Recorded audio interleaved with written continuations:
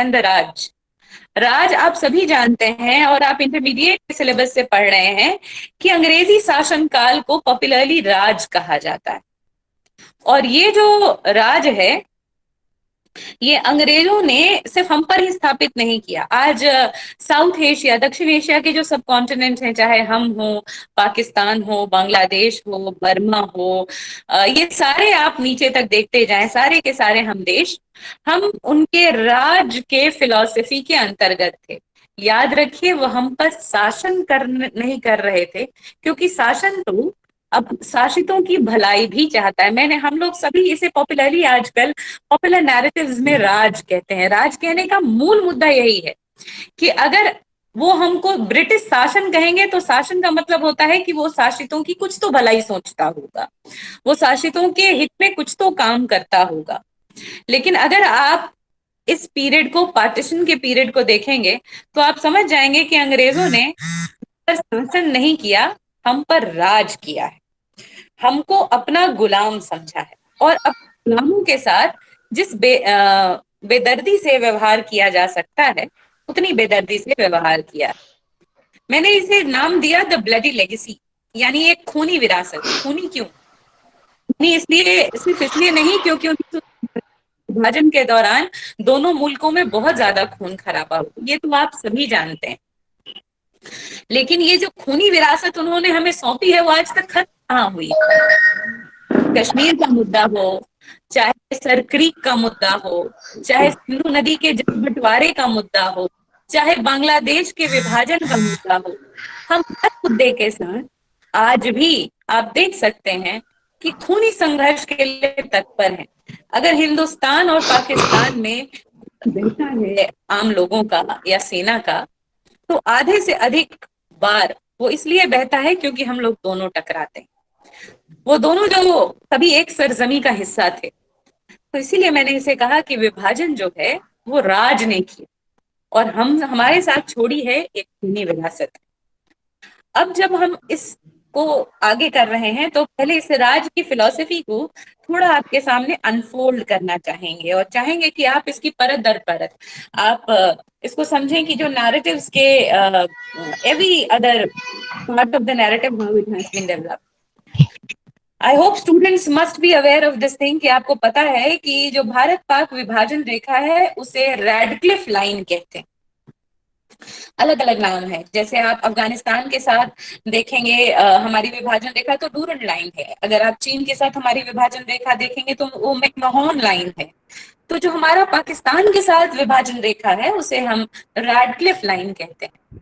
Sir Cyril Radcliffe नाम के एक अंग्रेज जज थे, जो कभी भारत नहीं आए, कभी नहीं, और जिन्हें भारत की सीमाओं का, भारत के लोगों का आचार विचार व्यवहार संस्कृति देश किसी भी चीज का कोई आइडिया नहीं था। उन्होंने अपने ड्राइंग रूम में बैठकर बिना भारत आए, याद रखें, बिना भारत आए ड्राइंग रूम में बैठकर 5 हफ्तों में यह रिपोर्ट दे दी, और 5 हफ्तों में भारत पाकिस्तान की सीमा निर्धारित कर दी गई। वैसे आपकी जानकारी के लिए बता दूं कि ये सीमा का निर्धारण 15 या 14 अगस्त को नहीं हुआ। सीमा निर्धारण 17 अगस्त 1947 को हुआ। जो फाइनल रैडक्लिफ रिपोर्ट का था, विभाजन जो था, वो हमारे पास जो रिपोर्ट फाइनल जो मैप आया, वो हमारे पास 17 अगस्त को आया। और इस मैप ने न तो जिन्ना के ख्वाबों को पूरा किया था, क्योंकि जिन्ना के ख्वाब थे कि कई सारे और मुस्लिम बहुल इलाके भी उनके साथ आ जाएंगे, न उसने नेहरू के ख्वाबों को पूरा किया। नेहरू का ख्वाब जो था वो भारत को अखंड देखने का था, वो भी पूरा नहीं हुआ।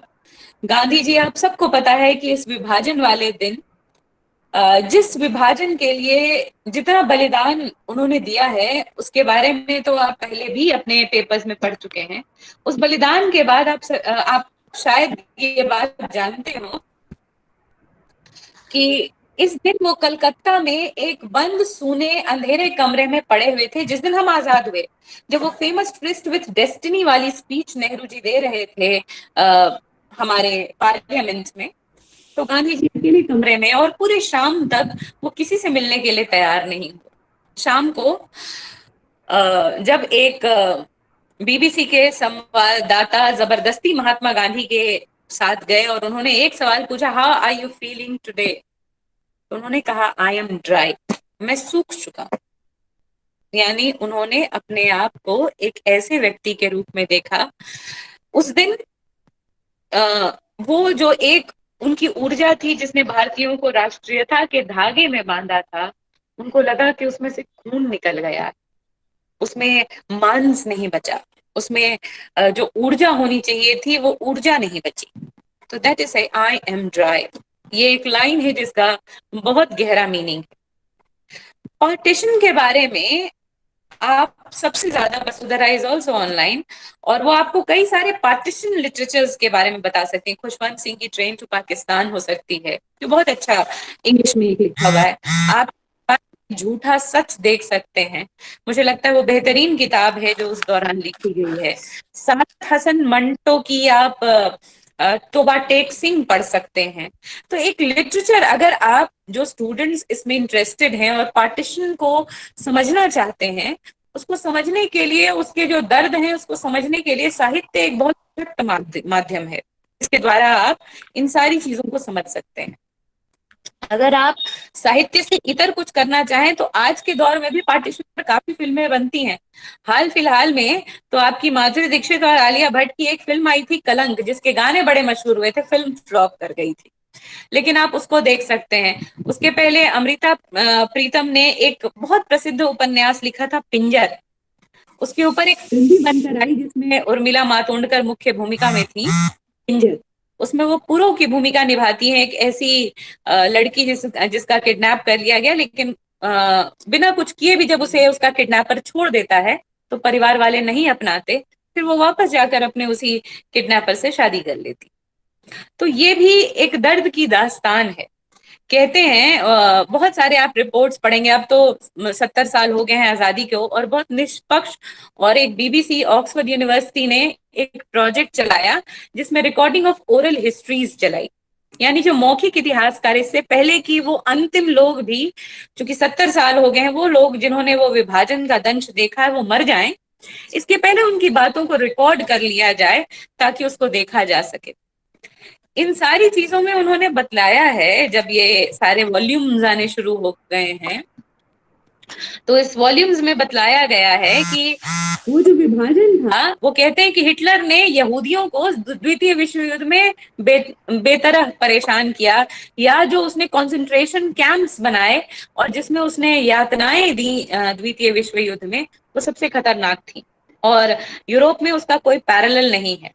जिस संवाददाता ने यहूदियों के उस कंसंट्रेशन कैंप को देखा था, जब वो संवाददाता भारत के विभाजन को कवर करने आई, तो उस संवाददाता ने कहा कि कंसंट्रेशन कैंप्स की स्थिति भारत के इस विभाजन से कहीं बेहतर, यानी भारत का विभाजन उससे भी खराब था। ऐसी महिलाएं जो प्रेग्नेंट हों, उनके अजन्मे बच्चों को निकाल देना, उनके ब्रेस्ट काट देना, उनके बेलीज को अनर्थ कर देना, ट्रेन की ट्रेन लोगों को काट देना, और इधर से लाशों को उधर भेजना और उधर से लाशों को इधर भेजने का सिलसिला आपने कई बार सुना है, गदर जैसी फिल्म में देखा भी है। तो ये सारी सिचुएशंस थी उस समय की। आखिर ये सिचुएशन ऐसी क्यों हुई? क्या जिन्ना भी ऐसा रक्त रंजित पाकिस्तान चाहते थे? क्या नेहरू प्रधानमंत्री बनने के लिए ऐसे चाहते थे? क्या पाकिस्तान और हिंदुस्तान के बीच में ये विभाजन अगर होना था तो क्या वो शांतिपूर्ण नहीं हो सकता था? आप जब ये सारे सवाल अपने आप से करेंगे कि ये विभाजन क्यों है, कैसे है, और क्या यही था विभाजन जो चाहिए था उन लोगों को, तो आप लॉन्ग टर्म में देखेंगे कि भले ही विभाजन किया गया और बाद में नेहरू ने इस बात को स्वीकार भी किया कि शायद में अगर हमने पाकिस्तान नहीं बनने दिया होता तो हमने एक सिखिस्तान, एक ईसाईस्तान, एक पारसीस्तान और एक बौद्धिस्तान, सभी हमें अलग करना पड़ता। ये बहुत बड़ा एक कोड था जो वहां चला। तो ये जो चीजें आप देख रहे हैं, ये सारी चीजें, ये जो सारे डायलॉग्स, ये जो सारी बातें उस समय हुई, ये बताती है कि ये इम्परेटिव था। पर आज आप लॉकडाउन की स्थिति में है और लॉकडाउन की स्थिति में हम और आप भली भांति जानते हैं, हम आज से पहले इस लॉकडाउन को देखने के पहले यकीन नहीं कर सकते थे कि शहर शांत हो जाएंगे, रेल के पहिए नहीं चलेंगे, हम और आप ऐसे ऑनलाइन क्लासेस में बैठेंगे और दूर से पढ़ाई करेंगे। ऐसा सन्नाटा पसरा रहेगा सड़कों पर जैसे पता नहीं कौन सी प्रलय आ गई हो। लेकिन जीवन काल में भी हमने ये वक्त देखा, और आज हम वो सभी लोग जिसकी भीड़ पुलिस कभी कंट्रोल नहीं कर पाती थी, आज हम और आप कैसे अपने घरों के अंदर सिमट गए? हम इसलिए क्योंकि हम सरकारी आदेश का पालन कर रहे हैं, और सरकार की हमें बाहर नहीं आने दे रही, सरकार की मशीनरी फैक्ट्रियों को चलने नहीं दे रही, सरकार की मशीनरी रोक लगा के रखी है। यानी एक बुरी से बुरी और मुश्किल से मुश्किल परिस्थिति को सरकारी अमला अमली जामा पहना सकता है। यही राज की भूमिका है। मैं उस पॉलिटिक्स की बात नहीं करूंगी जो जिन्ना ने की, मैं उस पॉलिटिक्स की भी बात अभी नहीं फिलहाल लाऊंगी जो नेहरू ने पार्टीशन के बाद प्रधानमंत्री बनने के लिए की। मैं सिर्फ उस पॉलिटिक्स की बात कर रही हूँ जो ब्रिटिश शासनकाल में राज ने की। अब ब्रिटिश शासनकाल क्या है भाई? तो ब्रिटिश शासनकाल ने क्या किया आप देखिए। जब भारत का विभाजन हुआ तो एक बड़ी लंबी चौड़ी सेना थी, तकरीबन 4.5 लाख के ऊपर। भारत के हिस्से में 2,40,000 सैनिक आए। अब ये सैनिक अमूमन हिंदू थे या सिख थे, और मेजॉरिटी ऑफ मुस्लिम्स जो उस तरफ चले गए, उनको वहां पर भेज दिया गया। 1,60,000 के आसपास सैनिक, जब सेना का विभाजन हुआ तो 1,60,000 सैनिक पाकिस्तान को दे दिए गए और 2,40,000 सैनिकों को भारत को दे दिया गया। क्या इन सैनिकों को सबसे पहले भारत में ये खून खराबा रोकने के लिए इस्तेमाल किया जा सकता था? क्योंकि पार्टीशन यानी ये जो विभाजन है और इसमें लोगों का क्रॉस बॉर्डर आना, इस तरफ से उस तरफ आना और उस तरफ से इस तरफ जाना, तो पहले ही शुरू हो गया था। तो जिस दिन से ये तय हो गया और लोग आना जाना कर रहे थे और शुरुआती दौर में ये खून खराबा था, क्या इस 4.5 लाख के आसपास की सेना का इस्तेमाल इसको रोकने के लिए नहीं किया जा सकता था?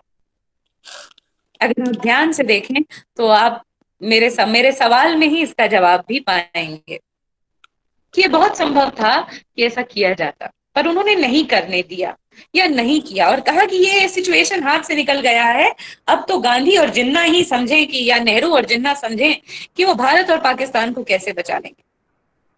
तो उन्होंने जानबूझकर एक तो सिचुएशंस खराब की, और उसके बाद उन खराब सिचुएशंस में हमें छोड़ दिया। और उसके लिए कई बार एक मशहूर लाइन है गांधी जी की जो उन्होंने कही थी कि ये 1942 में उन्होंने कही थी कि आई ऑन दिस डे, जब उन्होंने क्विट इंडिया मूवमेंट, भारत छोड़ो आंदोलन चलाया था, तो कहा था कि Britishers must leave India right now, for God sake leave India, if not for God then leave us to anarchy. अगर ईश्वर के लिए हमें नहीं छोड़ सकते तो हमें हमारी स्थिति पर छोड़ दो, चाहे वो अराजकता की ही स्थिति क्यों ना, लीव अस टू अनार्की।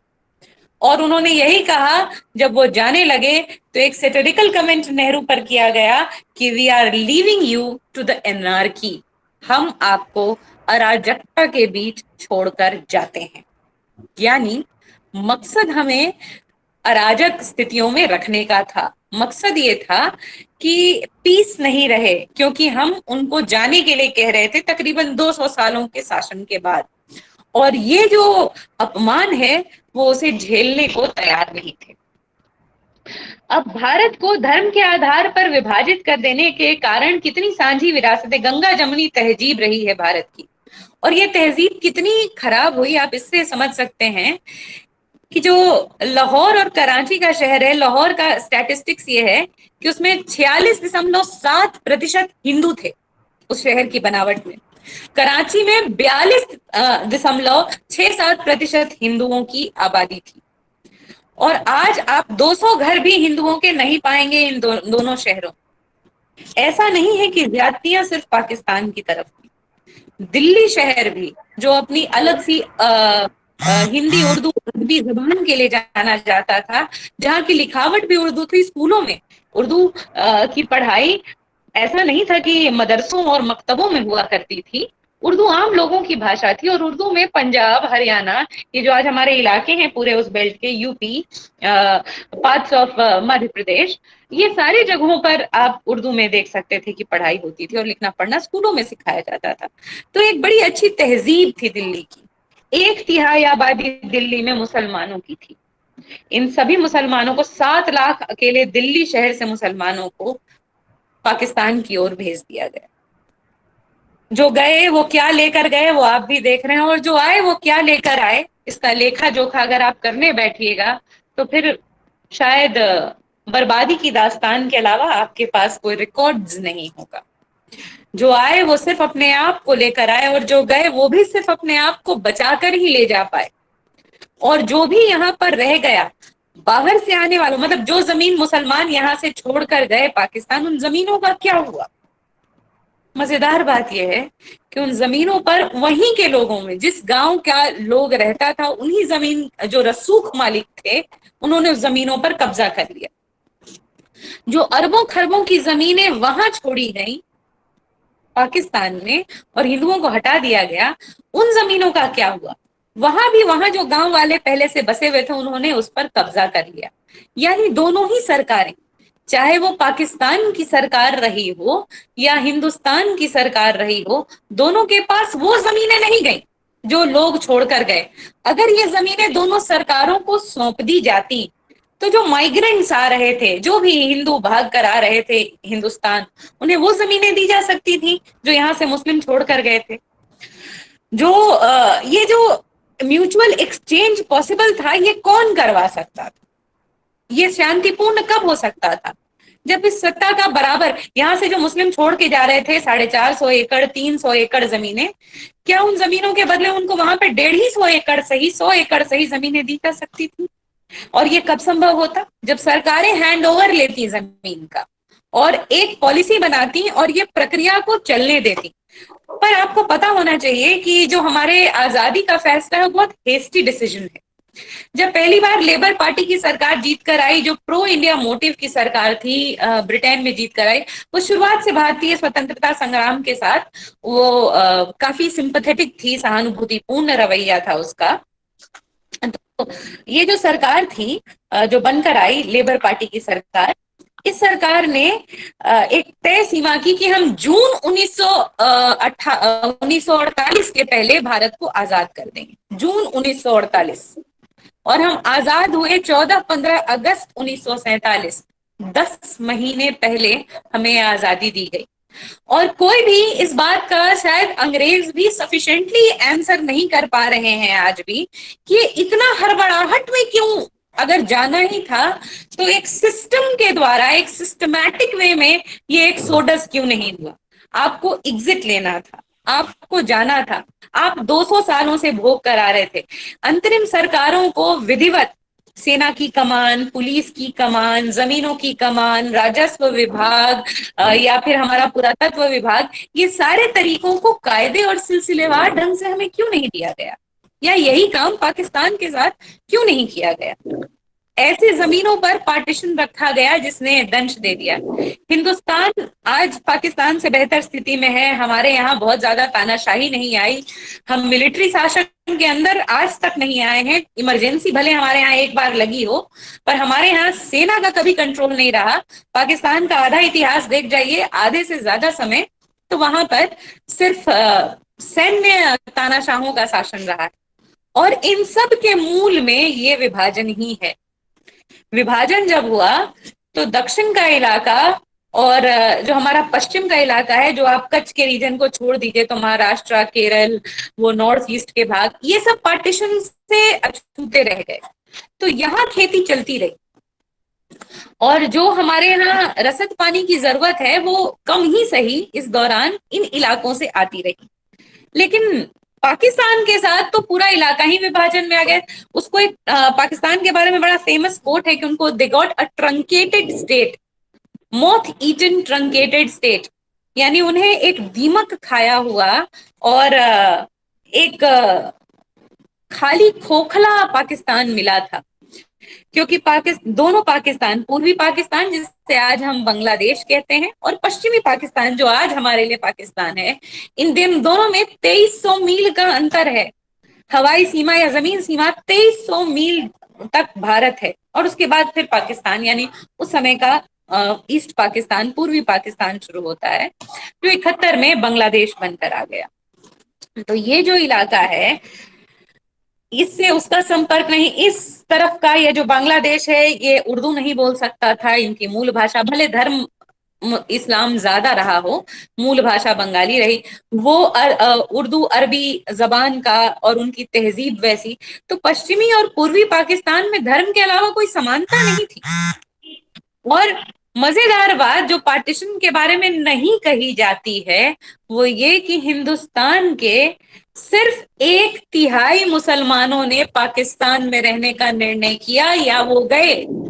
2/3 मुसलमान भारत को ही अपना राष्ट्र बनाकर रह गए। यानी जिन्ना लॉजिक फेल कर गया था ऑन द वेरी इंसेप्शन। उसने धर्म के नाम पर एक राष्ट्र मांगा था, और ये उस समय तक दुनिया के इतिहास में पहली बार किसी राष्ट्र की स्थापना धर्म के आधार पर हुई। जिन्ना के लॉजिक को यहाँ के लॉयल मोहम्मडन्स ने, या जो देशभक्त मुसलमान हैं, उन्होंने उसी समय खारिज कर दिया जब 2/3 मुसलमानों ने भारत को न छोड़ने का फैसला किया। तो जब वो भारत छोड़कर ही नहीं गए, तो भारत उनका वतन हुआ। यानी मुसलमानों के लिए पाकिस्तान और मुसलमान जो है वो सुरक्षित हैं। Islam is in danger, Muslims are in danger. इस लॉजिक को तो मुसलमानों ने तभी खारिज कर दिया जब विभाजन हो गया। हाँ, भले आप पाकिस्तान में कह सकते हैं कि Hindus and Sikhs were majorly in danger. वहां पे सिर्फ हिंदू ही नहीं, सिखों के साथ भी बड़ा बर्बर रवैया अपनाया गया, और सिखों के साथ जो रवैया रहा है, वही आपने मेजरली बुक्स में, फिल्म्स में, या डॉक्यूमेंट्रीज में, या सीरियल्स में, चाहे वो तमस जैसा सीरियल रहा हो, जो बड़ी बुनियाद, तमस, इस तरह के सीरियल जो पार्टीशन पर आधारित हैं, आप उनको देख सकते हैं कि वो कैसे इस तरह की बातों को करते हैं। डीडी ने दूरदर्शन पर अभी महाभारत और रामायण ही नहीं, इस तरह के सीरियल्स का भी पुनः प्रसारण किया जा रहा है, और ये अपने आप में एक तरह से मास्टरपीस सीरियल्स हैं जो आप देख सकते हैं, जिसमें इस पार्टीशन की व्यथा को पूरी तरह से बताया गया है।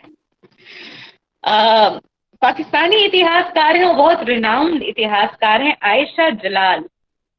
आयशा जलाल ने इनके बारे में एक और परिचय, बावजूद इसके कि वो एक कंप्लीटली फेमिनिस्ट हिस्टोरियन हैं, और बहुत बढ़िया लिखती हैं पार्टीशन पर, विमेन राइट पर, फेमिनिज्म पर, साउथ एशियन स्टडीज पर। आयशा जलाल का एक और परिचय ये भी है कि वो सादत हसन मंटो की पड़पोती हैं।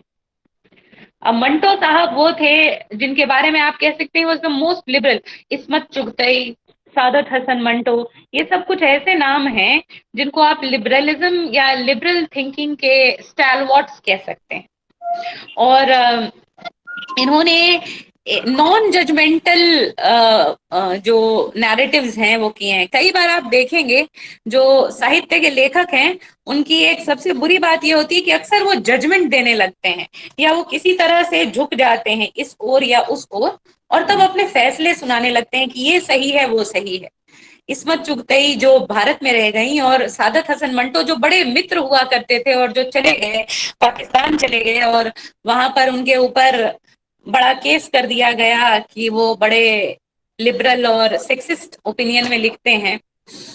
उन्होंने एक ठंडा गोश्त नाम की कहानी लिखी थी, उस पर उनके ऊपर केस कर दिया गया था। खैर, जो भी ये सब जो मामले डेवलप किए, ये उन मामलों में आप देखते हैं कि वो पार्टीशन को उन्होंने नॉन जजमेंटली लिखा है।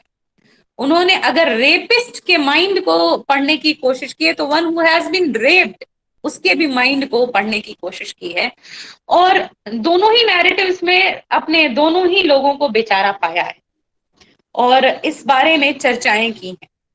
तो इस तरह की किताबें बड़ी महत्वपूर्ण के, और ये जो आपका ये लॉकडाउन पीरियड है, ये शायद गोल्डन अपॉर्चुनिटी है आप स्टूडेंट्स के लिए कि आप इस तरह के लिटरेचर को पढ़ें और इस एसेंस को महसूस करें जो पार्टीशन के वक्त है, क्योंकि ये पार्टीशन जिंदा है। पार्टीशन बहुत सारे लोगों के रिश्तेदार पाकिस्तान में रह गए, आज भी हमारे टेनिस प्लेयर को शादी करनी होती है तो पाकिस्तान में शादी कर लेती हैं, उसी तरह से जैसे मद्रास के काफी सारे लोग श्रीलंका में शादी कर लेते हैं। तो इंडियन सब कॉन्टिनेंट, खासकर ये साउथ एशियन सब कॉन्टिनेंट जो है, ये आपस में डीपली टाइड आउट है। हम सोशली, कल्चरली, रिलीजियसली, पॉलिटिकली बहुत बार बहुत सारी चीजों में इस गहरे बंधे हुए हैं, जिसमें से एक विभाजन की रेडक्लिफ लाइन हमें विभाजित करने में असफल रही। अब दुश्मनी के रिलेशनशिप, आप कह सकते हैं कि पाकिस्तान हमारा सबसे बड़ा दुश्मन है, और सनी देओल की फिल्में जब चलती हैं हॉल में तो कि दूध मांगोगे खीर देंगे, कश्मीर मांगोगे चीर देंगे वाले डायलॉग्स पर सिनेमा हॉल में बहुत तालियां बजती हैं, और लोग ये समझते हैं कि पाकिस्तान हमारा दुश्मन नंबर 1 है। पर अगर आपने आपके घर में, जवार में, गांव में, अगर आपके यहाँ जमीन का कभी बंटवारा हुआ है तो देखिए कि आप अपने चचा या मामा जिनके साथ आपका जमीन का बंटवारा है, जितनी दुश्मनी आप उनसे रख लेते हैं, उतना बड़ा दुश्मन आपको कोई शहर में नहीं दिखता। जमीनों का बंटवारा जहां भी होता है, इस तरह का दुर्भावना फैलती ही है। और तब तो सरहदों का इतना लंबा बंटवारा हुआ था जिसमें जख्म न पड़े, ये संभव ही नहीं था। इसीलिए जब पार्टीशन को आप देखते हैं, एक ऑनेस्ट एस्टिमेट ये है कि तकरीबन 17 करोड़ लोगों से ज्यादा, मतलब लोगों का आदान प्रदान, 12 से कहीं 15 और कहीं कहीं 17 करोड़ लोगों तक का आदान प्रदान कहा जाता है कि हुआ। More than 1 lakh women were raped during this process. 1 lakh से ज्यादा नोटेड है, मतलब जिनके बारे में फिगर्स उपलब्ध हैं।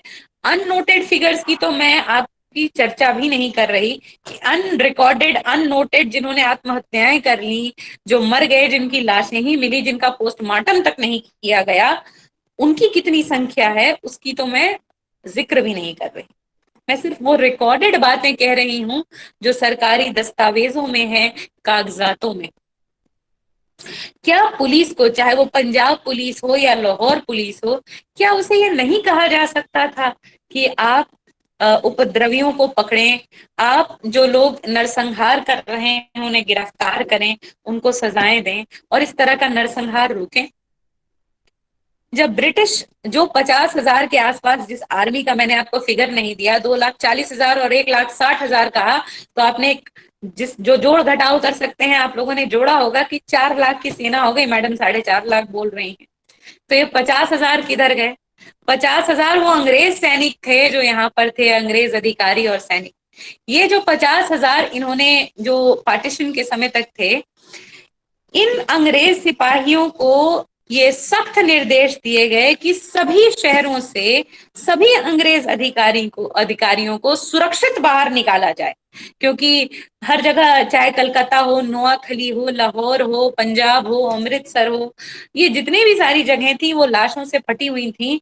और ऐसी स्थिति में चूंकि बहुत बड़ा तबका हिंदुस्तान का अंग्रेजों के खिलाफ था, उन्हें जाने को मजबूर समझ रहा था और शायद उनसे बदला लेने की नीयत भी रख रहा था, तो बहुत संभव था कि वो उन पर हमला करते, और कर भी रहे होंगे। लेकिन आपने कहीं नहीं सुना होगा कि 1,000 अंग्रेज भी मारे गए या 500 अंग्रेज भी मारे गए। जब इतनी बड़ी संख्या में हिंदुस्तानी मारे जा रहे थे, इतनी बड़ी संख्या में पाकिस्तानी मारे जा रहे थे, तो अंग्रेज कैसे बच गए?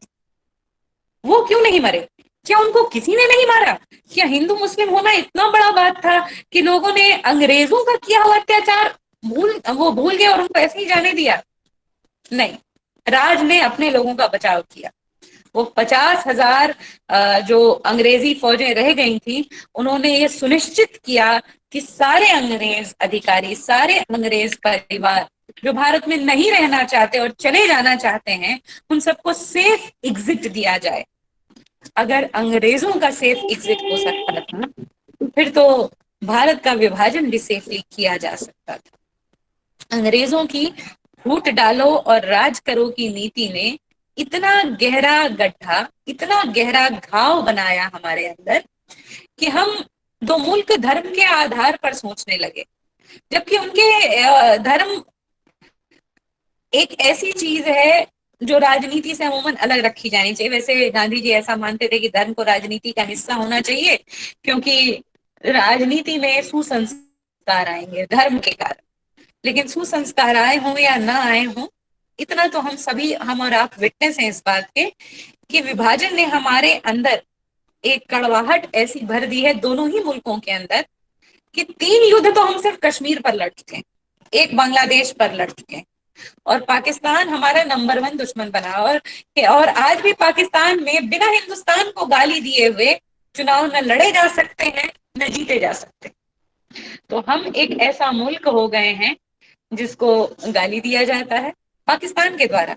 हिंदुस्तान के में जब जीतना हो तो पाकिस्तान को गाली दिया जाता है। और मेन कल्प्रिट कहाँ है? कल तो हम एक ही राष्ट्र थे, आज आप सिंधु घाटी सभ्यता पढ़ते हैं तो आधी से ज्यादा सभ्यता तो आपकी पाकिस्तान में। आप जिसे मौर्य साम्राज्य का इलाका कहते हैं, काबुल कंदाहार तक, वो सब तो पाकिस्तान में है। जिस इलाके पे आर्य शुरुआती में, जिसे आप सप्त सैंधव प्रदेश कहते हैं, वो कहाँ है? वो पाकिस्तान में। सिंधु जिसके नाम पर हम हिंदू हैं और हिंदुस्तान है, वो बहती कहाँ पर है? पाकिस्तान में। तो वो तो मुल्क ही हमारा था, हम विभाजित हो गए, और इस विभाजन ने ऐसी पीड़ाएं दी हैं हम पर कि इस पीड़ा को हम आज तक जी रहे हैं। इसलिए पाकिस्तान के विभाजन और भारत के विभाजन को अनेक पक्षों से इतिहास के विद्यार्थियों को देखना पड़ना चाहिए।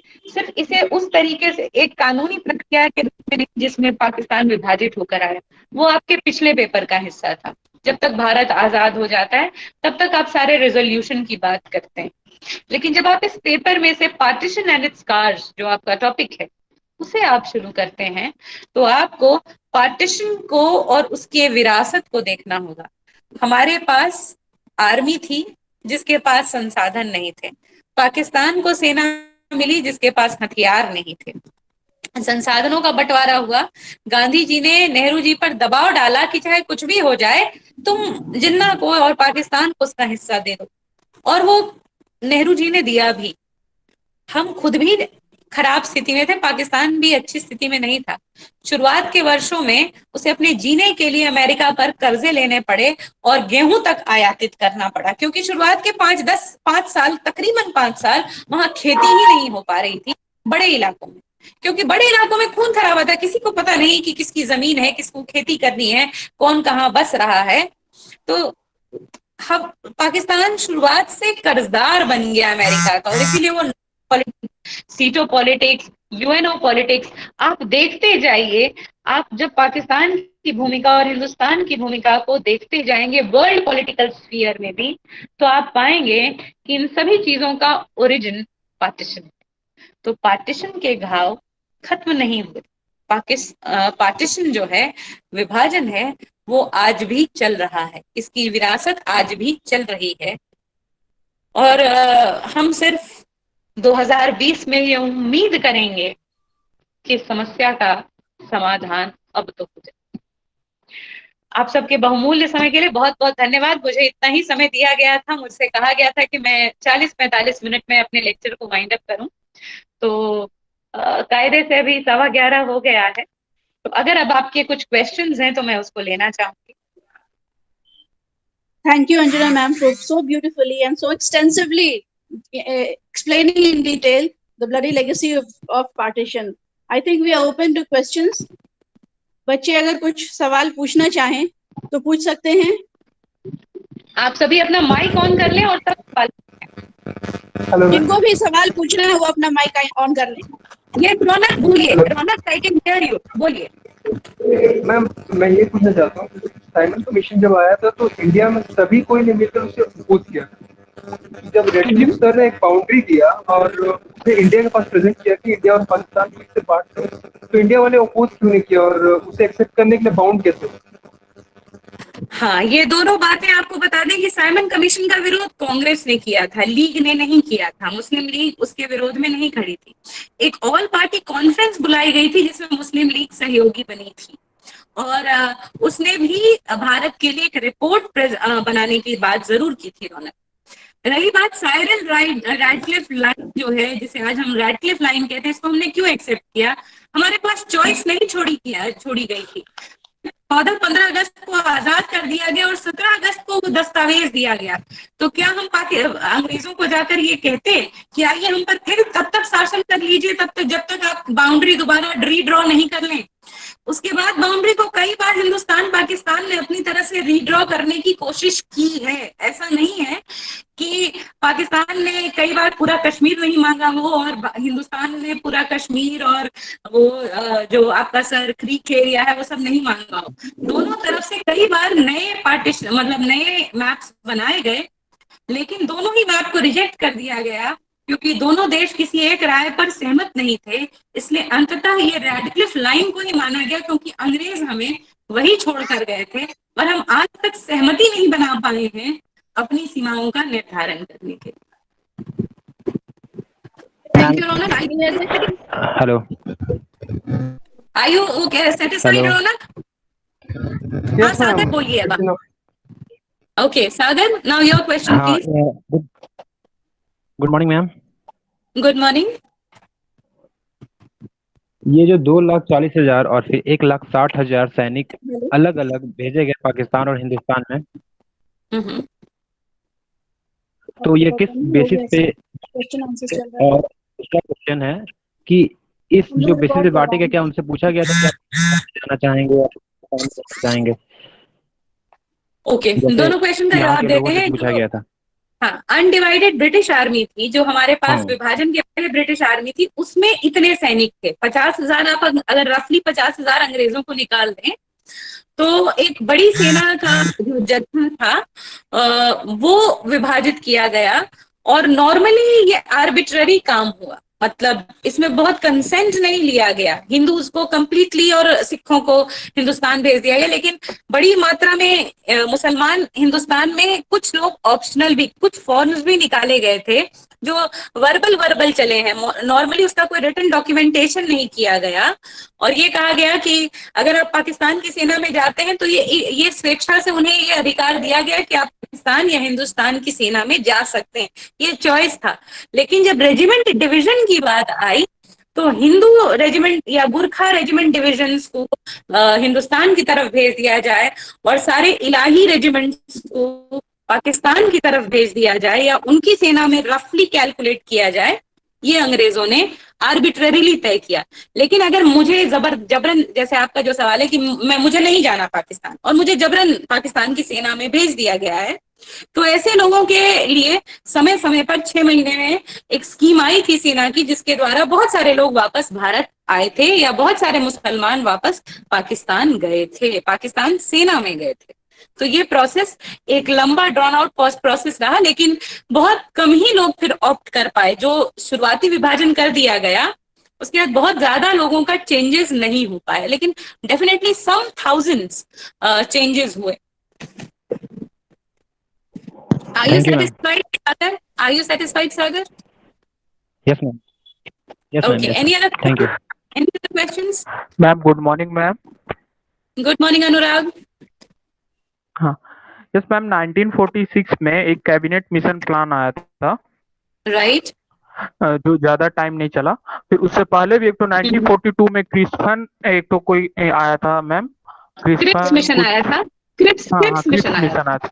हाँ मैम, उसके बारे में मेरे को जानना मैम, वो क्यों रिजेक्ट हुआ था मैम, और वो 1946 वाला क्यों रिजेक्ट हुआ था? ओके, क्रिप्स मिशन के बारे में अगर आप, ये तो सर लोग आपके टीचर्स ने पढ़ाया होगा, लेकिन अगर आप भूल गए हैं तो बस मैं एक एक लाइन का रिमाइंडर आपको बता दूं। क्रिप्स मिशन इसलिए रिजेक्ट हो गया था और सभी पार्टीज ने रिजेक्ट किया गया था क्योंकि वो पोस्ट डेटेड चेक था। वो तब हमें औपनिवेशिक स्वायत्तता देने आए थे, डोमिनियन स्टेटस, जिसकी मांग 1930 में जब से कांग्रेस ने पूर्ण स्वतंत्रता के अधिनियम को अपना लिया, उसके बाद हमने कभी डोमिनियन स्टेटस नहीं मांगा। क्रिप्स मिशन हमें at the best dominion status ही दे रहा था। कैबिनेट मिशन प्लान, ये 1942 की बात है। जो 1942 में प्रस्ताव ही आया वो हम में से किसी को पसंद नहीं आया, क्योंकि वो हमको कुछ दे ही नहीं रहे थे, जो हम मांग रहे थे उसके आसपास भी नहीं था। कैबिनेट मिशन प्लान का बड़ा ट्रेजेडी रहा।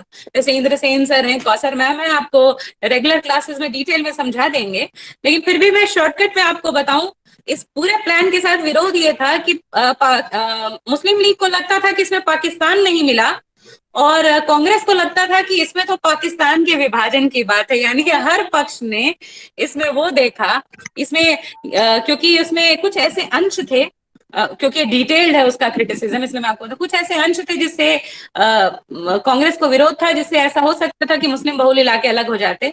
वहीं मुस्लिम कि आप स्पष्ट रूप से नहीं कह रहे कि आप हमें पाकिस्तान दे देंगे और भारत का विभाजन हो ही जाएगा, इसलिए उन्होंने ये नहीं माना। दोनों प्रस्तावों के विफल हो जाने के बाद अंत में जिस प्रस्ताव के साथ भारत आजाद हुआ उसे माउंट बैटन प्लान कहते हैं, जो 1947 Yes, ma'am. में एक्चुअलाइज हुआ और जिसके तहत हम दोनों राष्ट्र विभाजित हो गए। Are you satisfied Anurag? Ma'am एक और क्वेश्चन, यस मैम, एक और क्वेश्चन था मैम। 19 जब ये मोहम्मद अली जिन्ना ने मतलब उन्होंने जब ये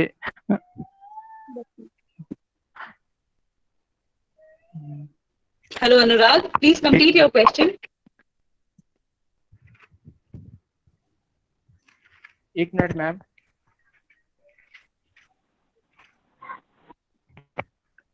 जब 1947 में जब मतलब अलग हो रहा था भारत और पाकिस्तान, तो मतलब ये मैंने पढ़ा है कि बहुत सारे मुस्लिम जो मोहम्मद अली जिन्ना से सेटिस्फाइड नहीं थे, मतलब ज्यादातर मुस्लिम हर हर हर डिसीजन में उनसे सहमत थे, लेकिन इस डिसीजन में सहमत नहीं थे। फिर भी मतलब सिर्फ उनको, इसलिए मैं ये पूछना चाहता हूँ कि सिर्फ उनको इसका जिम्मेदार ठहराना ये गलत होगा कि नहीं मैम? सिर्फ मोहम्मद अली जिन्ना को ही इस बात का दोष देना तो मैं कंप्लीटली गलत ही मानूंगी। मोहम्मद अली जिन्ना को आप एक लार्जर शहर में कह सकते हैं, लेकिन एक अकेला आदमी तो ये विभाजन करवा पाने में सक्षम नहीं था। इसमें बहुत ज्यादा नेहरू की महत्वाकांक्षा भी थी। आप बंगाल के जो आप विभाजन के पहले वहां के जो प्रीमियर थे, यानी जो वहां के चीफ मिनिस्टर थे, एच.एस. सुहरावर्दी, जिसके कारण बांग्लादेश Yes, ma'am. अलग हो गया, और उनके आप स्पीचेस को पढ़िएगा तो आप देखिएगा कि वो इतनी जहर उगलने वाली बातें करते थे कि एच.एस. सुहरावर्दी को आप कहाँ रख के देखिएगा। अच्छा, उसके साथ आप हिंदू महासभा और राष्ट्रीय स्वयंसेवक संघ की भूमिका, आप इनको भी नकार नहीं सकते। इन्होंने हिंदी हिंदू हिंदुस्तान का बहुत बड़ा नारा, और सिर्फ मुस्लिम अगर जब ये हिंदी हिंदू हिंदुस्तान कहा करते थे ये हिंदू महासभा वाले या राष्ट्रीय स्वयंसेवक संघ, तो उसके जवाब में पाकिस्तानियों ने, मुस्लिम लीग ने नारा बनाया था, लड़कर लेंगे पाकिस्तान। जब ये यहाँ शुद्धि और संगठन चलाते थे तो वहां तबलीग और तंजीम चलता था। तो धार्मिक कट्टरवादी पार्टियां दोनों तरफ थी, जो पिछले कई सालों से 1900 मतलब 20वीं शताब्दी की शुरुआत से वो कट्टरपंथ की भावनाएं फैला रही थी। कांग्रेस और वामपंथी दल हो या फॉरवर्ड ब्लॉक हो, इस तरह के दल ये कोशिश कर रहे थे कि राष्ट्रवाद हावी रहे, संप्रदायवाद नहीं। लेकिन पाकिस्तान का विभाजन ये सिद्ध करता है कि राष्ट्रवाद दूसरा बड़ा ताकत रहा, पहला बड़ा ताकत संप्रदायवाद हो गया। जबकि कोशिश बाकी पार्टियों की ये रही थी कि राष्ट्रवाद है, क्योंकि देखिए अगर मन में खटास नहीं होगी, कुछ कुछ झगड़े मसले चलते रहते हैं, ये विभाजन की रेखाओं को या जो हिंदू कट्टरवादी पार्टियां थी उन्होंने कम नहीं किया, उन्होंने बढ़ाया है।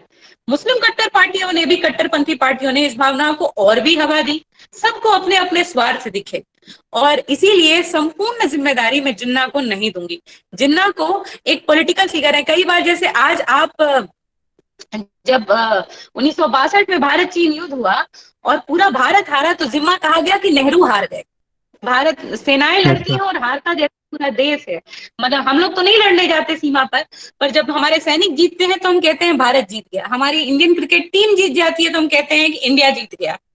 उसी तरह से जिन्ना ने कैद आजम की भूमिका निभाई, लियाकत अली खान प्राइम मिनिस्टर बने, तो हम लार्जली राजनेता के को उसका ठीकरा, सेनापति के सर पर विजय का ताज भी और हार का ठीकरा भी, उस हिसाब से मोहम्मद अली जिन्ना को उतना ही दोषी पा सकते हैं, क्योंकि उन्होंने एक राजनेता के रूप में इसको एक्चुअलाइज किया। उतनी जिम्मेदारी पर संपूर्ण बिल्कुल नहीं, बिल्कुल नहीं। Thank you ma'am. हेलो, हाँ पंकज बोलिए। नमस्ते मैम। नमस्ते, मैं पंकज बोल रहे हैं। हाँ जी जी नमस्ते, मैम, बोलिए पंकज। मेरा क्वेश्चन ये है कि क्या भारत का विभाजन अनिवार्य था? इस प्रश्न को लेकर बहुत सारे इतिहासकारों में मतभेद है। लेकिन कुछ इतिहासकार मानते हैं, भारतीय इतिहासकार, कि विभाजन के लिए कांग्रेस की नीतियां तथा उनका नेता जिम्मेदार थे। ऐसा कौन कौन सी नीतियां थी कांग्रेस की जो इस भारत के विभाजन में योगदान दिया था? जैसे ये बहुत बहुत बढ़िया क्वेश्चन आपने पूछा पंकज। नॉर्मली लोग इस तरह के सवाल नहीं पूछते, तो पहले तो मैं आपको कांग्रेचुलेट करूंगी कि आपने इस तरह से सोचा भी कि कांग्रेस की कैसे हिंदूवादी नीतियां थी जो इस बात के लिए रिस्पॉन्सिबल थी। कई बार ना आप आपका एक सबकॉन्शियस होता है जिसमें आप कुछ ऐसे वर्ड्स बोल देते हैं जो लोगों को डराते हैं। जैसे आज जय श्री राम का नारा ले लीजिए, करंट पर्सपेक्टिव में नॉर्मली हिंदू इसे अपने भगवान को खुश करने के लिए उनके जयकारे लगा लेते हैं, लेकिन आज इसको जय श्री राम को मुसलमानों को डराने के लिए नहीं इस्तेमाल किया जा रहा। उसी तरह से गांधी जी के राम राज्य की कल्पना थी सरकार की, वो भजन कीर्तन करवाया करते थे। तो ये तो अनकॉन्शियस चीजें हैं जो आ गई इसके अंदर। लेकिन कॉन्शियसली क्या क्या चीजें आई, कॉन्शियसली ऐसा क्या किया कांग्रेस ने जिसके कारण ये नीतियां बढ़ती। तो सबसे पहले पॉलिसी ऑफ अपीजमेंट है, यानी आप तुष्टिकरण की नीति अपनाते हैं, जिसे हम अंग्रेजी में अपीजमेंट पॉलिसी कहते हैं। यानी दो आपके घर में बच्चे लड़ रहे हो और एक बच्चा बड़ा बदमाश है, अपने छोटे भाई की हिस्से वाली चॉकलेट खा लिया और कहता है कि हम दूसरा वाला भी लेंगे, और आप जिसके हाथ में चॉकलेट है आप गए फैसला कराने, बोले जाने दो, ये बहुत झगड़ा करता है ना, तुम तो अच्छे सॉरी मैम, आपका आवाज क्लियर नहीं आ तुम रहा। रख लो, बड़ा तुम दे दो। नहीं, मैं आपको कह रही थी कि जब आप एक देख सकते हैं घर में भी जब दो बच्चे झगड़ा करते हैं तो एक बदमाश बच्चे को आप देखेंगे अक्सर माँ बाप उसको कि वो ज्यादा उत्पात न मचाए चॉकलेट का बड़ा हिस्सा दे देते कि बेटा तुम तो थोड़ा संतोष कर सकते हो, तुम संतोष कर लो। कांग्रेस ने मुस्लिम तुष्टीकरण की नीति शुरुआत से अपना के रखी। अगर उन्होंने वो नहीं अपनाया होता, 1916 का आप लखनऊ पैक्ट देख लीजिए, सबसे पहला जब गांधी जी ने एक समझौता करवाया 1916 का लखनऊ पैक्ट, उसमें उन्होंने कहा, बकायदा लिखित में कांग्रेस ने कहा और करवाया भी कि मुसलमानों को उनकी जनसंख्या के अनुपात से ज्यादा दी जाएंगी वहां पूरे भारत में। फिर उन्होंने एक दूसरा पॉलिसी वाइज डिसीजन लिया कि जो मुस्लिम आबादी है इनको हिंदू इलाकों में आरक्षित सीटें मिलेंगी, लेकिन जब हिंदू अगर मुस्लिम इलाकों में कम जगहों पर है वहां उनके लिए सीटें आरक्षित नहीं की गई। जब एक तरह से फरवर जैसे मोपला का विद्रोह हुआ, मोपला रिबेलियन हुआ केरल में, तो इन सब में कांग्रेस की नीति काफी ज्यादा वो अपीजमेंट की रही कि आपको दुलार करके फुसला करके टाइम आपको नीचे कर दिया जाए। दूसरी जैसे जैसे अब कुछ जगह जैसे सरकार बनाने की बात हुई, जब आप वो 28 महीने की सरकार जब बनकर आई 1937 में, जिसने 1939 में इस्तीफा दिया, अब उस सरकारों में दो जगह मुस्लिम लीग इस हैसियत में थी कि वो मिला जुला कर सरकार बना सकती थी, लेकिन कांग्रेस ने ये उनका ये प्रस्ताव खारिज कर दिया और मिली जुली सरकारें नहीं बनाई, जिससे जो अंदर कड़वाहट भरी हुई थी मुस्लिम लीग की वो बढ़ती चली गई। तो कांग्रेस की ऐसी कई सारी नीतियां हैं, मैंने ये दो फॉर एग्जाम्पल आपके आगे रखी हैं ये बताने के लिए कि पॉलिसी ऑफ अपीजमेंट और एक बार policy of keeping them away from political power. उन्होंने उनको पॉलिटिकली बहुत साइडलाइन करके रखा। अगर ये शायद न किया होता और उनको भी मिलीजुली सरकारों को बनाने का 1937 में मौका मिला होता, तो फिर आप डिलीवरेंस डे नहीं मना रहे होते। जब कांग्रेस की सरकारों ने इस्तीफा दिया 1939 में, जब भारत को उसके बिना राय जाने भारत को दूसरे विश्व युद्ध में शामिल कर लिया गया, तो आपको याद होना चाहिए डिलीवरेंस डे मनाया मुस्लिम लीग ने, मुक्ति दिवस, कि हम कांग्रेस के अत्याचारी शासन से मुक्त हो गए। ये बहुत बड़ा रिमाइंडर था गांधी के लिए या नेहरू के लिए कि मुस्लिम लीग कितना दूर जा चुकी है। 1940 का वो जो लाहौर अधिवेशन में मुस्लिम लीग ने अलग पाकिस्तान की बात रखी, वो काफी बाद में रखी। ऐसे कई सारे मौके बीच बीच में कांग्रेसियों को मिलते रहे जिसमें अगर उन्होंने उचित निर्णय लिया होता तो इस देश का वर्तमान और अतीत कुछ और ना होता। Thank you ma'am. एक और क्वेश्चन है, ये सिर्फ मतलब आपके मतलब आप इस क्वेश्चन से सहमत है या नहीं, बस वो जानना चाहते हैं कि विभाजन के लिए जीना और उनका जो कार्यनीति था या कार्यक्रम था वो कहीं ना कहीं उत्तरदायी था, लेकिन लेकिन ये हिंदू महासभा जैसे हिंदूवादी संगठनों भी जो था संगठन, इसमें अहम भूमिका निभाई थी। क्या आप सहमत है ये वाला बात से, एक इस क्वेश्चन से, कि हिंदू महासभा जैसे हिंदूवादी संगठन भारत के विभाजन में चाहे तुष्टिकरण की नीति में अहम भूमिका निभाई थी? मैं अहम भूमिका तो नहीं कहूंगी, लेकिन ये जरूर कहूंगी कि भूमिका निभाई थी, डेफिनेटली। बहुत अहम तो नहीं, लेकिन भूमिका तो थी। जी, thank you ma'am. Any other questions? No ma'am. Do I have any other caller with any other question? Any other child? Okay, Ronak Singh. Yes, Ronak Singh, you can go ahead with your question. Ma'am, जैसे कि 1920 तक में देखें कि जिन्ना साहब एक prominent leader थे Indian national Congress के, उसके बाद से उसका क्या हुआ कि वो इंडियन मुस्लिम लीग के मतलब सपोर्टर एक प्रोमिनेंट लीडर की तरफ झुक गए, क्योंकि लखनऊ पैक्ट में देखा जाए कि वो कांग्रेस और होम रूलर के एक मीडिएटर के जैसे काम करते थे। तो मेन बहुत बड़ा, और ये बहुत इजी क्वेश्चन है, ये बहुत इजी क्वेश्चन है कि जिन्ना का मन क्यों फटा। आप जो लखनऊ समझौता हुआ था उसके बाद याद कीजिए कि असहयोग आंदोलन के साथ साथ खिलाफत आंदोलन भी भारत में लॉन्च हुआ था। तो असहयोग और खिलाफत साथ में लड़े गए थे, और इसके लिए गांधी जी ने बाकायदा खिलाफत आंदोलन वाला दोनों अली बंधुओं से बात करके उन्हें हमारे अंदर शामिल किया था। लेकिन जब 22 में गांधी जी ने चौरी चौरा घटना के बाद असहयोग आंदोलन को वापस ले लिया, तो उन्होंने मुस्लिम लीग के किसी भी नेता से कोई राय विचार नहीं किया। वैसे तो उन्होंने कांग्रेसियों से भी नहीं किया, लेकिन कांग्रेस ने दिल जले ही सही इस डिसीजन को मान लिया। लेकिन मुस्लिम लीग और खिलाफत के नेताओं को लगा कि गांधी अपनी सुप्रीमेसी दिखा रहे हैं और उन्हें छोटा बता रहे हैं, तो यहाँ से आधिकारिक खटास बनकर आई। फिर 1924 में ऑल कांग्रेस खिलाफत, ऑल इंडिया कांग्रेस खिलाफत पार्टी बनकर आई, बाद में इन खिलाफत स्वराज पार्टी बनकर आई। तो इन लोगों ने चुनाव में जब जीत हासिल करने लगे और मुस्लिम लीग कई मोर्चों पर हारने लगी, और उनको ऐसा लगा कि वो इसलिए हार रहे हैं क्योंकि हिंदुस्तान में हिंदू ज्यादा हैं, और जिन्ना को वो पोजीशन कांग्रेस के अंदर नहीं मिल रहा था जो नेहरू को मिल रहा था, वल्लभ भाई पटेल को मिल रहा था। तो जिन्ना की एक खटास बढ़ती चली। लेकिन 1922 में गांधी जी का वो निर्णय कि वो वापस ले लें अपने मर्जी से, जो उन्होंने किया और डिस्कस नहीं किया, ये जिन्ना के लिए बहुत बड़ा कारण बना कांग्रेस से अलग हट जाने। Ronak, any more questions? No, ma'am. Right now it's... Okay. Are you satisfied? Yes, sir, of course. Okay. Any other question? Any other caller? Good morning, ma'am. Good morning, ma'am. Okay, Silky. Okay, Silky. Vikas, who's coming first? Vikas. Okay. Okay, ma'am. Okay. I have a question. Question है ma'am कि Right. जब हम लोग partition करते हैं तो हम लोग को सिर्फ हमेशा इंडिया और पाकिस्तान का ही विभाजन के बारे में बताया गया है। क्योंकि आज ये टॉपिक पढ़ाने वाले थे आपको, तो मैंने इसके बारे में एक छोटा सा पढ़ाई इस समय कर लिया था थ्रू इंटरनेट। Very तो nice. जैसे Very पार्टीशन nice. हुआ था मैम, जैसे पार्टीशन हुआ था तो सिर्फ हम लोग क्यों एक ही जगह को हम लोग पॉइंट आउट करते कि सिर्फ इंडिया और पाकिस्तान, क्योंकि जब पार्टीशन हुआ था, जो कि सीलोन जो अभी श्रीलंका में है और बर्मा जो अभी म्यांमार में, वो भी पार्टीशन जैसे हम लोग होते साथ वो भी एक हिस्सा अलग हो गया था। वहाँ पे भी बहुत अत्याचार हुआ था मैम, उसका भी हम लोग इतिहास पढ़े हुए हैं। टू डॉक्यूमेंट्री मूवी तो कुछ दिखाते ही नहीं है मैम, ये तो फैक्ट है, रियलिटी कभी वो शो ही नहीं कर सकता मैम।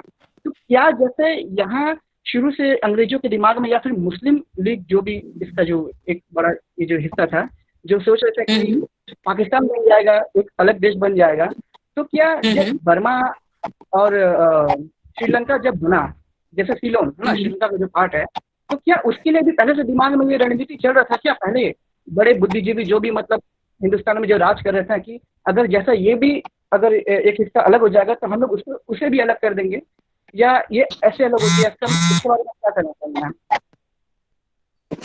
ओके, आपके एक सवाल में कई सवाल में एक एक करके जवाब देती हूँ। पहले आपका बर्मा का मुद्दा है, आप कह रहे हैं कि बर्मा का विभाजन पहले से क्यों नहीं दिखाया गया। एक एक करके आपका सवाल लेते हैं। फर्स्ट, बर्मा, अगर आप भारतीय इतिहास को देख भी जाइए तो आप मुझे 2-4 काल बताइए, आप अगर आप पढ़े हैं और आप इतिहास में जानते हैं कब बर्मा हिंदुस्तान का हिस्सा था। अंग्रेजों ने उसे जीता और भारत में शामिल किया, और 1947 के बहुत पहले बर्मा अलग कर दिया गया। 1947 की ये घटना नहीं है। इसलिए आपको भारत पाकिस्तान विभाजन में बर्मा को नहीं मांगा गया। बर्मा एक अलग मुद्दा था और वो पहले ही विभाजित हो चुका था। 1947 में बर्मा अलग नहीं हुआ। इसलिए जो आपका, इसलिए उसको 1947 के पार्टीशन में दिखाने का तो कोई लॉजिक नहीं आता। दूसरा, अब आपका मसला है कि श्रीलंका, जिसे पहले सिलोन कहा जाता था, उसके साथ भी बॉर्डर्स इश्यूज हैं हमारे, और वहां भी जो तमिल हैं, उनमें से 1.5 करोड़ तमिलियंस को भारत की नागरिकता देने की बात थी। भारत में से जो श्रीलंकाई वहां जाना चाहते थे, उनको जाना, जो नागरिकता का मुद्दा था, और वहां से भी जो ये भारत श्रीलंका संबंधों में आप कंटेम्प्रेरी इंडिया में पढ़ सकते हैं। ये भारत पाकिस्तान विभाजन के टॉपिक के साथ नहीं जुड़ता, ये एक अलग टॉपिक है। भारत श्रीलंका विदेश संबंध अगर आप देखेंगे विभाजन के बाद ही, देखिए अब आप, अगर आप श्रीलंका का जानते हैं तो दे बिकेम इंडिपेंडेंट इन 48, और हमें जब सरकारें बनकर आई तब ना सरकारें लोगों के बारे में सोचेंगी। उसके पहले सरकारें दोनों स्वतंत्र ही नहीं थी कि एक दूसरे के बारे में विचार करती। और श्रीलंका सेपरेट पाकिस्तान, जिस मुद्दे पर पाकिस्तान बनकर आया, उस मुद्दे पर श्रीलंका और भारत का विभाजन नहीं हुआ। तो वो मुद्दा तो वहां अत्याचार हुआ है, वहां आपने डॉक्यूमेंट्रीज देखी होंगी। वो एक मद्रास कैफे पिक्चर भी आई थी जिसमें ये सब दिखाया गया था, जो बड़ा अच्छा, जॉन इब्राहिम का बहुत बढ़िया मूवी है और बहुत रियलिस्टिक मूवी है। तो वो जो मुद्दा है वो भारत पाकिस्तान विभाजन का नहीं है, वो मुद्दा भारत श्रीलंका विदेश संबंधों का है, या उनके बीच में जो बाउंड्री बॉर्डर डिस्प्यूट्स हैं उनका है। तो आप इस दो अलग अलग चीजों को एक साथ क्लब करने की कोशिश कीजिएगा कि यहाँ का अत्याचार देख रहे हैं तो वहां का क्यों नहीं, और वहां का देख रहे हैं तो बंगाल की हिस्ट्री के साथ आप क्या राजस्थान का हिस्ट्री मिक्स करते हैं कभी भी? एक वक्त में 4 जगह 4 राजा शासन कर रहे होते हैं भारत में। जब अगर मोहम्मद बिन तुगलक का शासन है तो दक्षिण में कई सारे राजा हैं, पर क्या आप सभी को एक साथ क्लब करते हैं? एक वक्त में एक टॉपिक को इंडिपेंडेंटली देखिए। अब आप लोग कंपटीशन के लिए जाने वाले हैं, अपने दिमाग में क्लैरिटी बनाइए। हर एक चीज का एक ढांचा होता है, एक खाना होता है। अपने फैक्ट्स को, हिस्ट्री में ये घालमेल की संभावना बहुत ज्यादा रहती है, तो बढ़िया है कि आप अपने ब्रैकेट्स बनाइए और हर एक सवाल को उसके प्रॉपर ब्रैकेट में डालिए। तो आप देखिएगा कि आपके लिए कॉम्पिटिशन्स में सक्सेस पा लेना बहुत छोटी सी बात हो जाएगी। पढ़ रहे हैं तो उनको समझिए और उसको सॉर्टिंग आउट कीजिए अपने दिमाग। ठीक है Vikas? Thank you ma'am. Okay, you welcome. Good morning ma'am. So okay Silky, may I have your question please? Ma'am, as you have told कि हम लोग का जब इंडिया पाकिस्तान में जब पार्टीशन हुआ था तो देन पाकिस्तान और अभी का बांग्लादेश और पाकिस्तान, आपने कहा दोनों में एक्सेप्ट रिलीजन कोई सिमिलैरिटी नहीं थी, then why it has been parting Pakistan?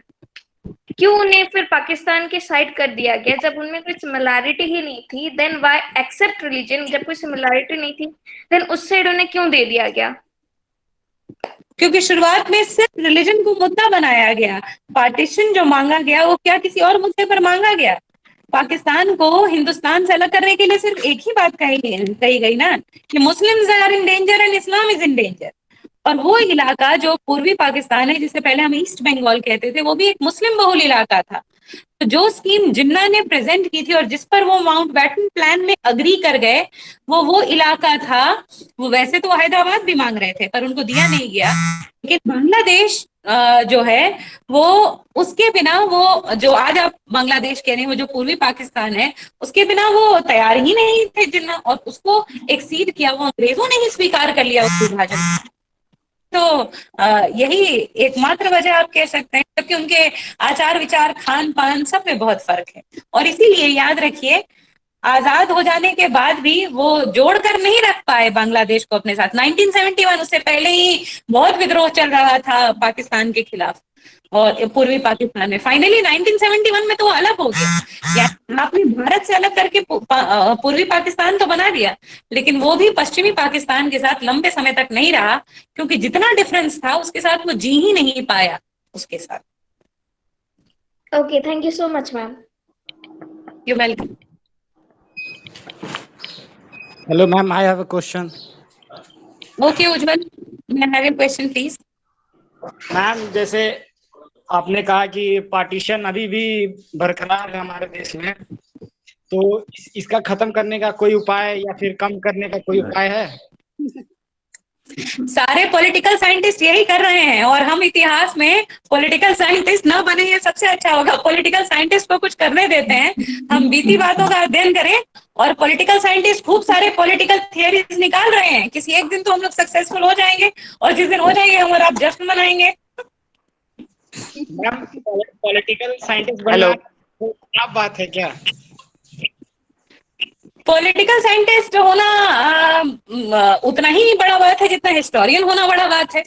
अगर आप इतिहास की सही समझ रखते हैं तो वर्तमान के सोल्यूशन दे देंगे।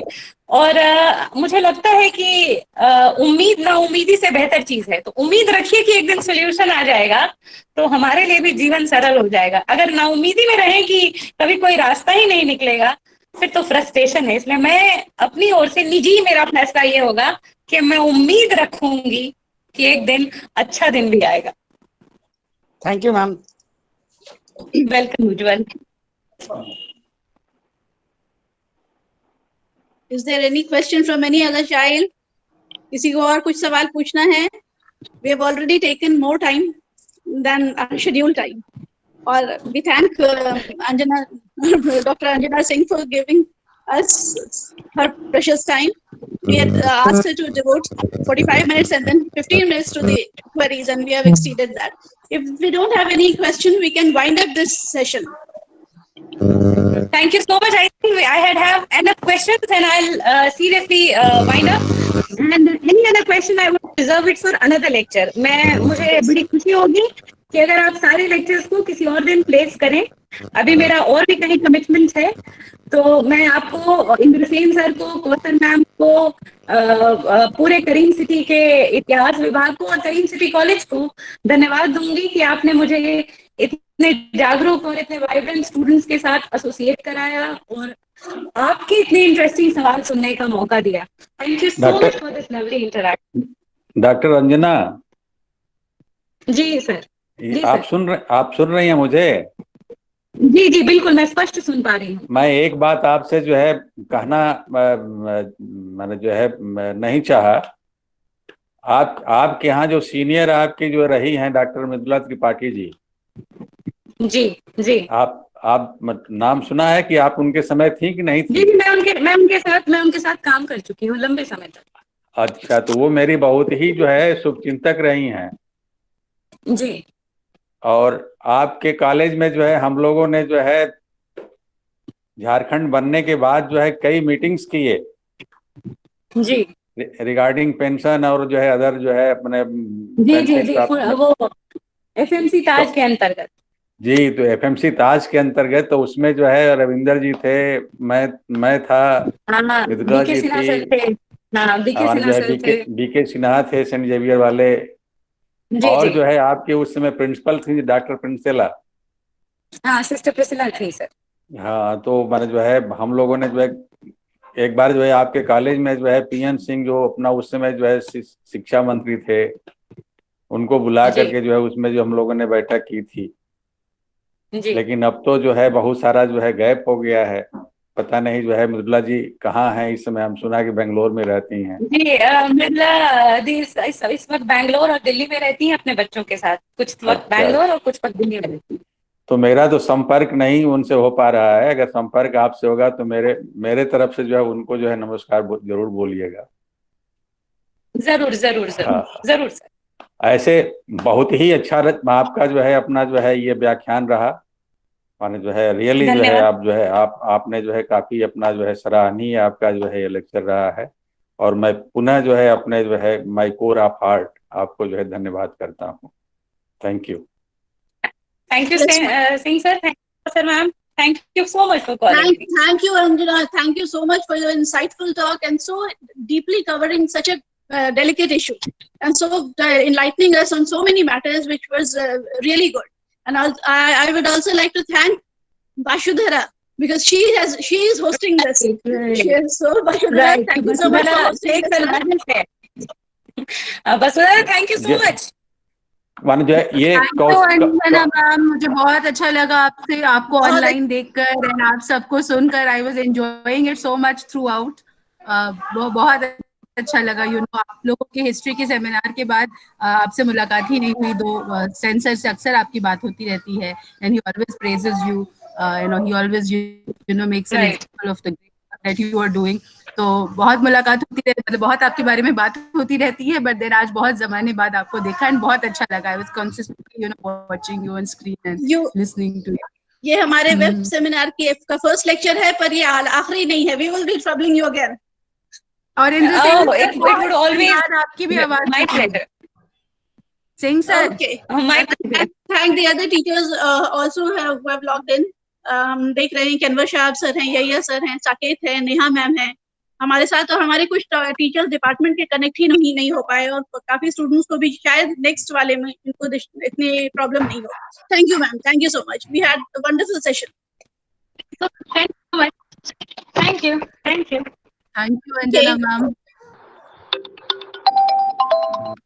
सिंह सर जी, सर बहुत दिन बाद आपकी आवाज सुनी, बहुत अच्छा लगा, और आपको देखा भी। अरे भाई माने जो है हम लोग जो है अपने तरफ से, विभाग के तरफ से जो है आपके जो है बहुत ही अपना ऋणी है।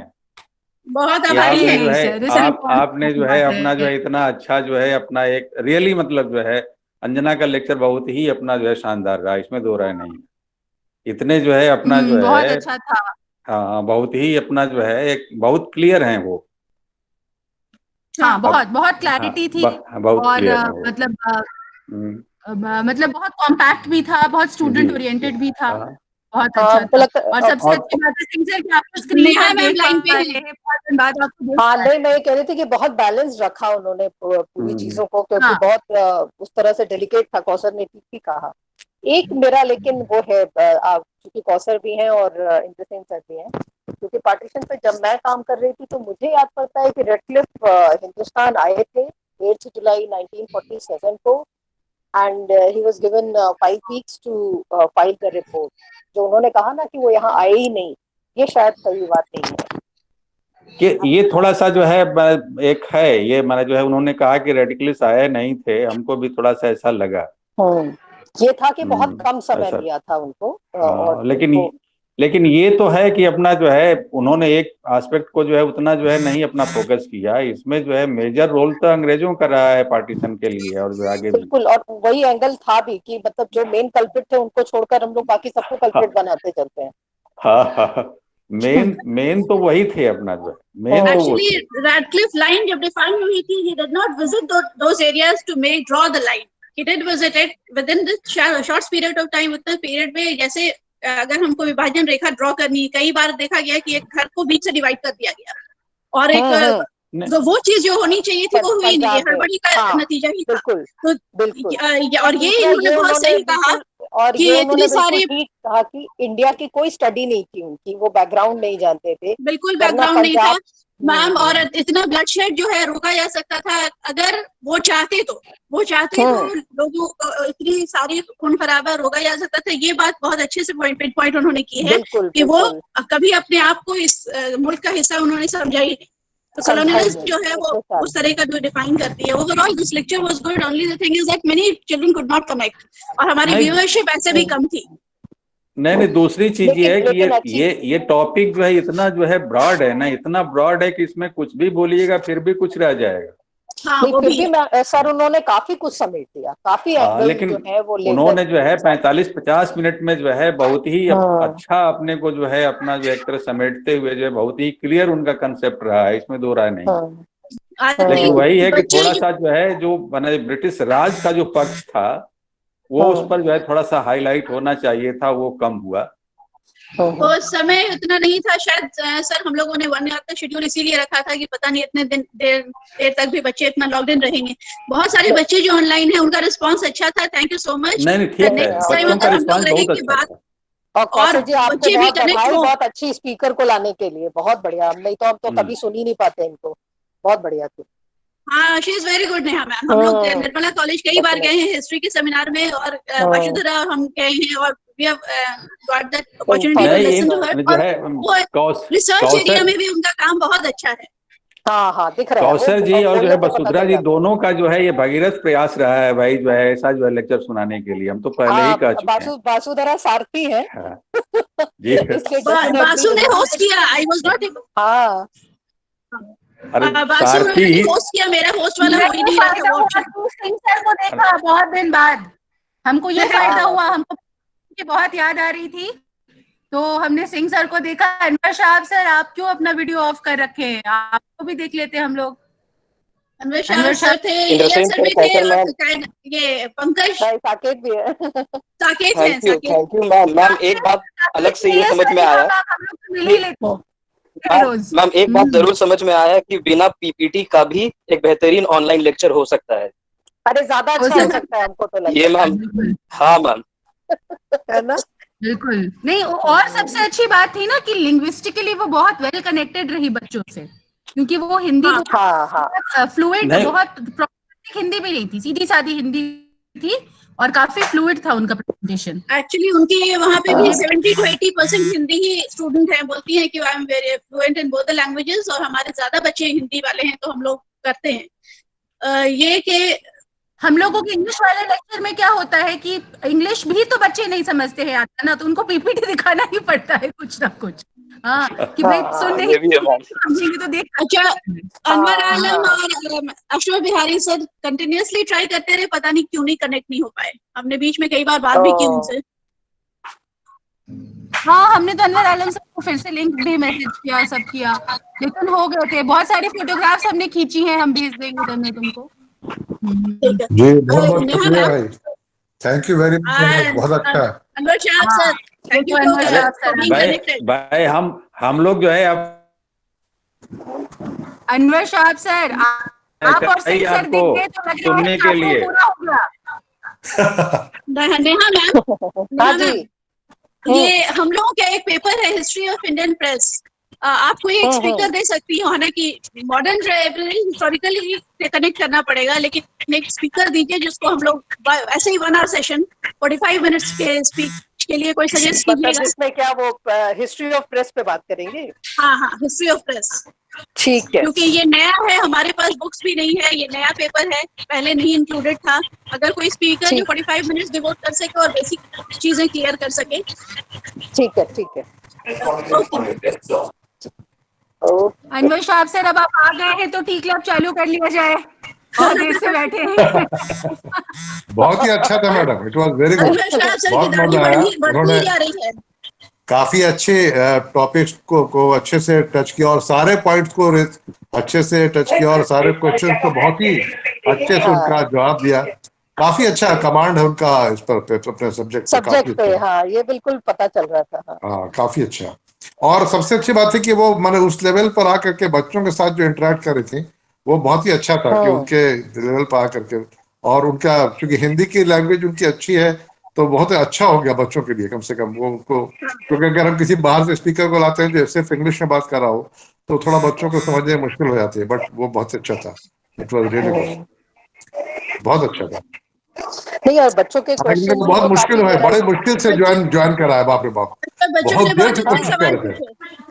हाँ, बहुत अच्छे सवाल। हाँ, सवाल बहुत अच्छे पूछे बच्चों ने, वाकई। हाँ, हमारे बच्चे बहुत अच्छे हैं, बहुत एक्सपोजर इनको नहीं मिल पाता है, वो अलग बात है, बट मेरी चिल्ड्रन आर वेरी गुड। रियाज साहब जुड़े हैं कि नहीं जुड़े हैं? रियाज साहब,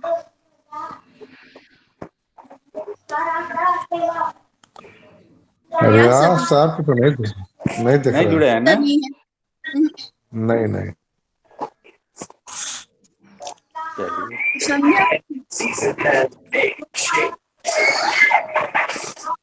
चलिए भाई, thank you very much. Thank you very much. Okay.